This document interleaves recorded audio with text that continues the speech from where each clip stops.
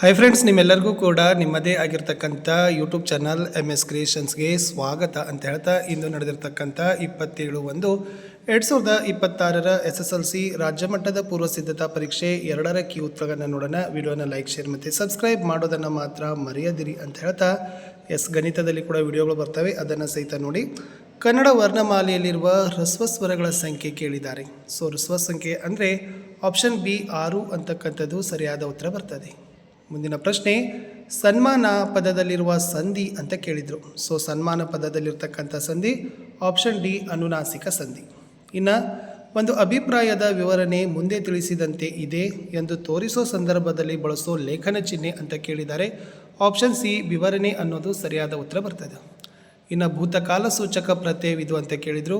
Option A ದ. ಪ್ರಥಮ ವಿಭಕ್ತಿಯ ಕಾರಕಾರ್ಥ ಕೇಳಿದ್ದಾರೆ, ಕರ್ತಾರ್ಥ. So option A is the right answer.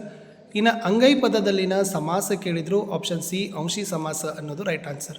ತಾವು ಹೊಸಬರಾಗಿದ್ದರೆ ದಯಮಾಡಿ ಚಾನಲನ್ನು ಸಬ್ಸ್ಕ್ರೈಬ್ ಮಾಡಿ ಅಂತ ಹೇಳ್ತಾ ಸೊ ಸ್ಟಾರ್ಟ್ ಮಾಡುವ. ಇನ್ನು ತತ್ಸಮ ತದ್ಭವ ನೋಡೋಣ ಫ್ರೆಂಡ್ಸ್. ಏನಿದೆ ಅಂತಂದರೆ ದೃಷ್ಟಿದು ದಿಟ್ಟಿ ಆದರೆ ಅರ್ಕದು ಡ್ಯಾಶ್ ಅಂತ ಇದೆ. ಯಕ್ಕ ಇಸ್ ದ ರೈಟ್ ಆನ್ಸರ್. ವ್ಯಾಪಾರಿ ಅನ್ವರ್ತಕ ನಾಮ ಆದರೆ ಧರ್ಮರಾಯ ಅಂಕಿತ ನಾಮ. ಸಕ್ಕಾರೆ ಸಕ್ಕರೆ ಆದರೆ ಇಸವಾಸ ವಿಶ್ವಾಸ. ಚಲುವಿಕೆ ತದಿತಾಂತ ಭಾವನಾಮ ಆದರೆ ಅಂಜಿಕೆ ಅಂತಕ್ಕಂಥದ್ದು ಕ್ರದಂತ ಭಾವನಾಮ ಅಂತಕ್ಕದ್ದನ್ನು ಬರಿಬೇಕಿತ್ತು. ಇನ್ನು ಒಂದು ವಾಕ್ಯದಲ್ಲಿ ಉತ್ತರವನ್ನು ಬಯಸ್ತಕ್ಕಂಥ ಪ್ರಶ್ನೆಗಳನ್ನು ನೋಡೋದಾದರೆ, ಎಣ್ಣೆ ತುಪ್ಪದ ಮಿಶ್ರಣ ಬೇಡವೆಂದು ಹೇಳಿದವರು ಯಾರು ಅಂತಿತ್ತು. ಸೊ ಕವಿ ನಯಸೇನ. ಹಸಿದು ಮಲಗಿದ್ದ ಹುಲಿ ಏನೆಂದು ಯೋಚಿಸಿತು. ವಿಧಿ ಆಹಾರಕ್ಕೆ ಏನನ್ನು ಒದಗಿಸುವುದು ಎಂದು ಯೋಚಿಸಿತು. ಇನ್ನು ಲಂಡನ್ನಿನ ಸ್ಟೇಷನರಿ ಅಂಗಡಿ ಹೆಸರು ಕೇಳಿದರು, ಊಲ್ವರ್ಥ. ಸೂರ್ಯಮಿತ್ರ ತನಗೆ ಕಶ್ಯಪಿ ಎಂಬ ತಂಗಿ ಇಲ್ಲ ಅಂತ ಹೇಳಲಿಕ್ಕೆ ಕಾರಣ ಏನು ಅಂತ ಕೇಳಿದರು.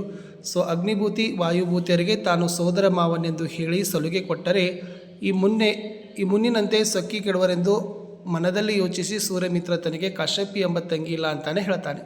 ಹಲಗಲಿ ಗ್ರಾಮ ಎಲ್ಲಿದೆ. ಮುಧೋಳ ಸಂಸ್ಥಾನ ಇಂದಿನ ಬಾಗಲಕೋಟೆ ಜಿಲ್ಲೆಗೆ ಸೇರಿದೆ.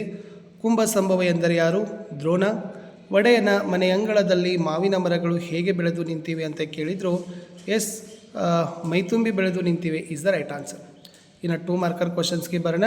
ಲಿಪಿಯ ಜಾಡು ಆರಂಭಗೊಂಡ ಬಗೆಯನ್ನು ತಿಳಿಸಿ. ನವಶಿಲಾಯುಗದ ಮಾನವ ಸಂಚಾರಿ ಜೀವನವನ್ನು ತ್ಯಜಿಸಿ ಒಂದೆಡೆ ಬೀಡು ಬಿಟ್ಟು ಆಸ್ತಿ ಮನೆ ಬದುಕು ಮೊದಲಾದ ಭಾವನೆಗಳನ್ನು ತಳೆಯುವುದಕ್ಕೆ ಎಂದು ಮೊದಲು ಮಾಡಿದನೋ ಅಂದು ಆತನಿಗೆ ಲೆಕ್ಕವಿಡುವ ಅವಶ್ಯಕತೆ ಉಂಟಾಯಿತು.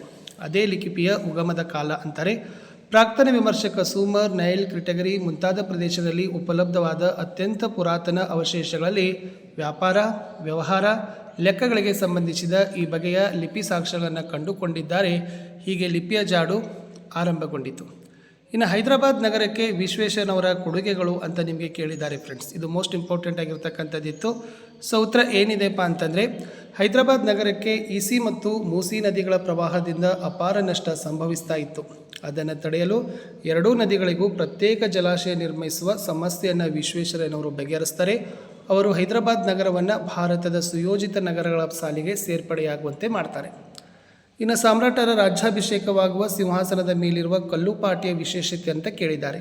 ಎಸ್, ಸಾಮ್ರಾಟರ ರಾಜ್ಯಾಭಿಷೇಕವಾಗುವಾಗ ಅವರ ಸಿಂಹಾಸನದ ಮೇಲೆ ಒಂದು ಕಲ್ಲುಪಾಟಿಯನ್ನು ಹಾಕ್ತಾರೆ. ಪಟ್ಟಾಭಿಷೇಕ ಆಗುವಾಗ ಮಾತ್ರ ಸಾಮ್ರಾಟರು ಇದರ ಮೇಲೆ ಕೂಡಬೇಕು.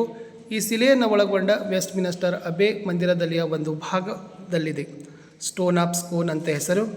3ನೇ ಎಡ್ವರ್ಡ್ ಸ್ಕಾಟ್ಲೆಂಡಿನ ಅರಸರಿಂದ ಇದನ್ನು ಕಿತ್ತುಕೊಂಡು ಬಂದಂತೆ ಕಾಣುತ್ತದೆ. ಅಂದಿನಿಂದ ಎಲ್ಲ ಸಾಮ್ರಾಟರ ಅಭಿಷೇಕ ಈ ಕಲ್ಲಿನ ಮೇಲೆಯೇ ಆಗಿದೆ. ಇದನ್ನು ನೋಡಿ ಲೇಖಕರು ಅದರಲ್ಲಿ ಯಾವ ಸಿದ್ಧಿ ಇದೆಯೋ ಯಾವ ಮಂತ್ರವಿದೆಯೋ ನಾನರಿಯೇ, ಇಂಗ್ಲೆಂಡಿನ ಅತುಲ ವೈಭವವನ್ನು ನೋಡಿದರೆ ಇದೊಂದು ವಿಶೇಷವೇನಾದರೂ ಅದರಲ್ಲಿ ಎನಿಸಬೇಕು ಅಂತ ಇತ್ತು. ಇನ್ನು ಸೂರ್ಯಮಿತ್ರ ಮಾವನೆಂದು ತಿಳಿದಾಗ ವಾಯುಭೂತಿಯ ಪ್ರತಿಕ್ರಿಯೆ ಕೊಟ್ಟಿದ್ದರು. ಇದು ಕೂಡ ಇಂಪಾರ್ಟೆಂಟ್ ಇತ್ತು. ಇನ್ನು ಹೊಸಗಾಲದ ಹಸು ಮಕ್ಕಳನ್ನು ಹೇಗೆ ಹರಿಸಿದೆ ಅಂತಕ್ಕಂಥ ಪ್ರಶ್ನೆ. ಇನ್ನು ಹಲಗಲಿಗೆ ದಂಡು ಬರಲು ಕಾರಣವೇನು ಅಂತಕ್ಕಂಥದ್ದು ಇತ್ತು. ಇನ್ನು ಪೂರಕ ಪಾಠದಲ್ಲಿ ಭಗತ್ ಸಿಂಗ್ ತಾಯಿಯ ಕಣ್ಣುಗಳಿಂದ ಧಾರಾಕಾರವಾಗಿ ನೀರು ಸುರಿಯಲು ಕಾರಣವೇನು ಅಂತಕ್ಕಂಥ ಪ್ರಶ್ನೆ ಕೊಟ್ಟಿತ್ತು. ಇನ್ನು ಬಾಳಿನಲ್ಲಿ ತೃಪ್ತಿಯನ್ನು ದೊರಕಬೇಕಾದರೆ ವಿವೇಕಾನಂದರ ಅಭಿಪ್ರಾಯ ಅಂತಕ್ಕಂಥ ಪ್ರಶ್ನೆ. ಇನ್ನು ಜ್ಞಾನಿ ಅಜ್ಞಾನಿಗಳ ಸಂಘದ ಬಗೆಗಿನ ಅಕ್ಕ ಮಹಾದೇವಿಯ ಅಭಿಪ್ರಾಯ ಕೇಳಿದರು. ಲಾಸ್ಟ್ ಗುರುಪದೇಶದ ಗುಣಗಳನ್ನು ಪಟ್ಟಿ ಮಾಡಿ ಅಂತ ಪ್ರಶ್ನೆ ಇತ್ತು. ಇನ್ನು ಕವಿ ಸಾಹಿತಿಗಳ ಪರಿಚಯದಲ್ಲಿ ಮತ್ತೆ ನಿಮಗೆ ಸಾರಾ ಅಬ್ಬುಕ್ಕರ್ ಅವ್ರ ಬಗ್ಗೆನೇ ರಿಪೀಟ್ ಮಾಡಿದ್ದಾರೆ. ಸೊ ಕಾಲ 1936, ಸ್ಥಳ ಕಾಸರಗೋಡು, ಕೃತಿ ಚಂದ್ರಗಿರಿಯ ತೀರದಲ್ಲಿ ಸಹನಾ. ಪ್ರಶಸ್ತಿಗಳನ್ನು ನೋಡುವುದಾದರೆ ನೃಪತುಂಗ ಪ್ರಶಸ್ತಿ. ಇನ್ನು ಪಂಪ ನೋಡೋದಾದರೆ ಕಾಲ 902 ವೆಂಗಿ ಮಂಡಲದ ವೆಂಗಿಪಳು, ಕೃತಿಗಳು ಆದಿನಾಥ ಪುರಾಣ, ಆಮೇಲೆ ವಿಕ್ರಮಾರ್ಜುನ ವಿಜಯ, ಬಿರುದು ಸರಸ್ವತಿ ಮಣಿಹಾರ, ಸಂಸಾರ ಸಾರ್ವೋದಯ ಅಂತಕ್ಕದ್ದನ್ನು ನೀವು ಬರಿಬೇಕಿತ್ತು. ಇನ್ನು ಮುಂದಿನ ಪ್ರಶ್ನೆ ಏನಿತ್ತಪ್ಪ ಅಂದರೆ ಪ್ರಸ್ತಾರ ಹಾಕಿ ಗರೆ ವಿಭಾಗ ಮಾಡಿ ಛಂದಸ್ಸಿನ ಹೆಸರನ್ನು ಬರಿಬೇಕು. 3 ಸಾಲಿದೆ, ಅದು ಭಾಮಿನಿ ಷಟ್ಪದಿ ಅಂತ ಬರ್ತದೆ. ಸೊ 12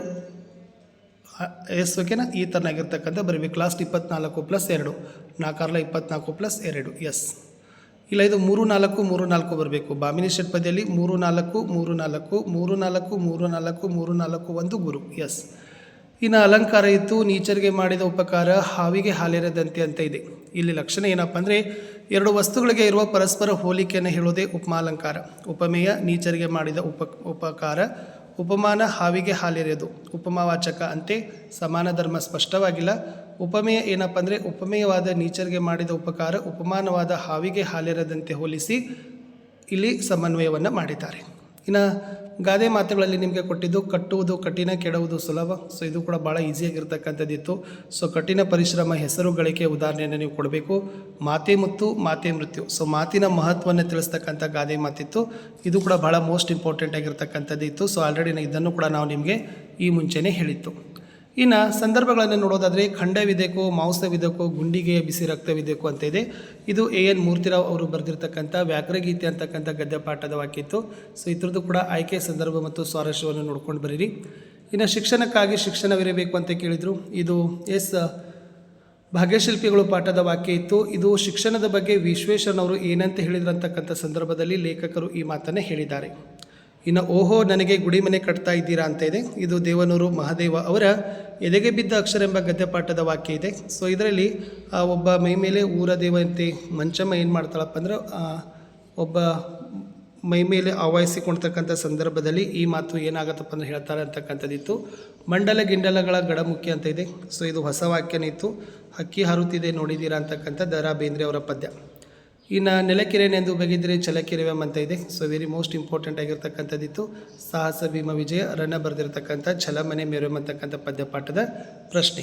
ಇನ್ನು ಬೇರೆ ಬಣ್ಣವನೇ ಕಾಣೆ ಅಂತ ಕೇಳಿದ್ರು. ಇನ್ನು ಹಾಡಂತೂ ಕೂಡ ಲಾಸ್ಟ್ ಟೈಮು ಇದೇ ಬಂದಿತ್ತು. ಕಲುಷಿತವಾದಿ ನದಿ ಜಲಗಳಿಗೆ ಮುಂಗಾರಿನ ಮಳೆಯಾಗೋಣ, ಬರಡಾಗಿರುವಿ ಎಸ್ ಕಾಡು ಮೇಡುಗಳ ವಸಂತವಾಗುತ್ತ ಮುಟ್ಟೋಣ. ಇನ್ನು ಮತ್ತೆ ನಿಮಗೆ ಏನು ಮಾಡಿದ್ದಾರೆ ಅಂದರೆ ವೀರಲವ ಪದ್ಯದ ಏನು ಮಾಡಿದಾರಪ್ಪ ಅಂದರೆ ಸಾರಾಂಶವನ್ನು ಕೇಳಿತ್ತು. ಸೊ ಅದು ಕೂಡ ವೆರಿ ಇಂಪಾರ್ಟೆಂಟ್ ಇತ್ತು. ಅದನ್ನು ಕೂಡ ತಾವೆಲ್ಲ ಬರೆದಿದ್ದೀರಿ. ಒಟ್ಟಾರೆ ಮೌಲ್ಯ ಏನಪ್ಪ ಅಂದರೆ ಲವನ್ನಲ್ಲಿರುವ ಸಹಜವಾದ ಕ್ಷಾತ್ರಗುಣ ಹಾಗೂ ಕಷ್ಟ ಸವಾಲುಗಳು ಎದುರಾದಾಗ ಯೋಚಿಸುತ್ತಾ ಕೂರದೆ ಧೈರ್ಯದಿಂದ ಇದನ್ನು ಎದುರಿಸಲು ಮುಂದೆ ಲವನ ವೀರಗುಣ ಇಲ್ಲಿ ಮೌಲ್ಯಯುತವಾಗಿ ಮೂಡಿ ಬಂದಿದೆ. ಇನ್ನು ಮೋಸ್ಟ್ ಇಂಪಾರ್ಟೆಂಟ್ ಪ್ರಶ್ನೆ, ಸೀತೆಯನ್ನು ಅರಸರತ್ತ ಶಬರಿ ಆಶ್ರಮದ ಬಳಿ ಬಂದ ಸಂದರ್ಭದಲ್ಲಿ ರಾಮಲಕ್ಷ್ಮಣರ ನಡುವೆ ನಡೆದ ಸಂಭಾಷಣೆ ಅಂತ ಕೇಳಿತ್ತು. ಇದು ಕೂಡ ಮೋಸ್ಟ್ ಇಂಪಾರ್ಟೆಂಟ್ ಆಗಿರ್ತಕ್ಕಂಥದ್ದೇ ಒಂದು ಶಬರಿ ಪಾಠದ ಪ್ರಶ್ನೆ ಇತ್ತು ಫ್ರೆಂಡ್ಸ್. ಅದನ್ನು ಕೂಡ ನೀವು ಬರಿಬೋದಿತ್ತು. ಇನ್ನು ನೆಕ್ಸ್ಟ್ ಲಾಸ್ಟ್ ಮತ್ತು ಶಬರಿಯ ಚಿಂತೆ ಹಿಂಗೆ ಹೋದ ಸಂದರ್ಭ ಅಂತಿತ್ತು. ಇದು ಆಲ್ರೆಡಿ ರಿಪೀಟೆಡ್ ಕ್ವಶನ್. ಫಸ್ಟ್ ಪ್ರಿಪ್ರೇಟರಿಗೆ ನಿಮಗೂ ಕೂಡ ಏನು ಮಾಡಿದ್ರು ಅಂದರೆ ಕೇಳಿದರು. ಇನ್ನು ಪಾಂಡವರು ಸೋದರೆಂದು ತಿಳಿದಾಗ ಕರ್ಣನ ಮನದಲ್ಲಿ ಉಂಟಾದ ಭಾವನೆ ಅಥವಾ ಕರ್ಣ ಒಡ್ಡಿದ ಆಮಿಷಗಳು, ಕರ್ಣನಿಗೆ ಒಡ್ಡಿದ ಆಮಿಷಗಳು ಅಂತಕ್ಕಂಥ ಪ್ರಶ್ನೆ ಇತ್ತು. ಇದನ್ನು ಕೂಡ ನೀವು ಬರಿಬೋದು. ಸೊ ಭಾಳ ಈಸಿಯಾಗಿರ್ತಕ್ಕಂಥ ಪ್ರಶ್ನೆ ಪತ್ರಿಕೆ ಇತ್ತು. ಸೊ ಕಂಟಿನ್ಯೂ ಆಗಿರ್ತಕ್ಕಂಥ ಉತ್ತರಗಳನ್ನು ನಾನು ನಿಮಗೆ ಕೊಟ್ಟಿದ್ದೀನಿ. ಸೊ ಮತ್ತು ಗಣಿತ ವಿಷಯದಲ್ಲಿ ಕೂಡ ವಿಡಿಯೋಗಳನ್ನು ಲೈನಪ್ ಮಾಡ್ತೀನಿ. ಸರಳವಾಗಿರ್ತಕ್ಕಂಥ ಪ್ರಶ್ನೆ ಇತ್ತು. ಎಲ್ಲರಿಗೂ ಲೈಕ್, ಶೇರ್ ಮತ್ತು ಸಬ್ಸ್ಕ್ರೈಬ್ ಮಾಡೋದನ್ನು ಮಾತ್ರ ಮರೆಯದಿರಿ. ನಾನು ಸಿಗ್ತೀನಿ ಹೊಸ ವಿಡಿಯೋದಲ್ಲಿ. ಅಂಟಿಲ್ ಟೇಕ್ ಕೇರ್, ಬಾಯ್.